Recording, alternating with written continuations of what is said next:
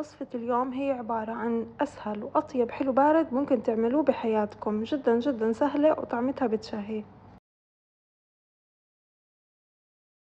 عندي 5 مكعبات من الجبن الكريمي، أهم إشي تكون بحرارة الغرفة، تكون الجبنة طرية. بحط عليها 500 مل من كريمة الخفق، أي نوع كريمة خفق عندكم، وبحط عليها مغلفين من كريم الكراميل، وبحط عليها 4 معالق من السكر، وبخفقهم لحتى الخليط يبلش يتماسك عندي. هيك لما الخليط يتماسك ويشد خلاص بوقف خفق عشان الكريمة ما تفصل عندي. بهذا الشكل صار عندي الخليط جاهز. عندي هاي الصينية اللي بدي أحط فيها، أنا بطنتها لأنه بدي أقلبه.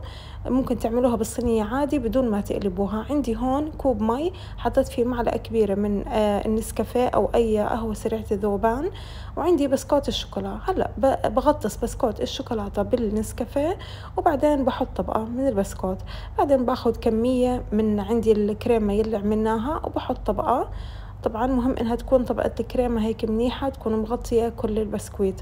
وبرجع نفس الاشي طبقة تانية من البسكويت بغطسه بالقهوة، وبرجع بحط طبقة تانية. أنا عملت 5 طبقات، بضلني شايفين أكرر 5 طبقات من البسكوت. وهون خلصتها بغلفها وبحطها بالثلاجة ليلة كاملة.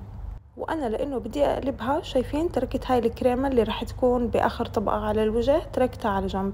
هلأ عندي هون تاني يوم بعد ما خلص عندي بردت تماما، قلبتها. طبعا نزلت بكل سهولة لأني حاطة نايلون التغليف، وبحط عندي الكريمة اللي ضلت عندي بحطها على الوجه. طبعا مثل ما حكيت لكم ممكن تحطوها بصينية طبقات بدون ما تقلبوها، بس أنا حبيت أعملها هيك. وهلأ بملس هيك بس شكل الكريمة بهذا الشكل، حطيت هيك شوي على الأطراف بس إنه هيك بس أغطيها، وبعدين برش عليها الكاكاو الباودر، وهيك صارت عندي جاهزة.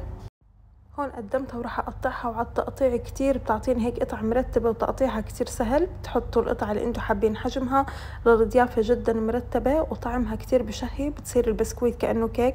هون صورت لكم عن قريب تشوفوا كيف الطبقات لأنه هون مش مبينة عندي. جربوها وصحتين.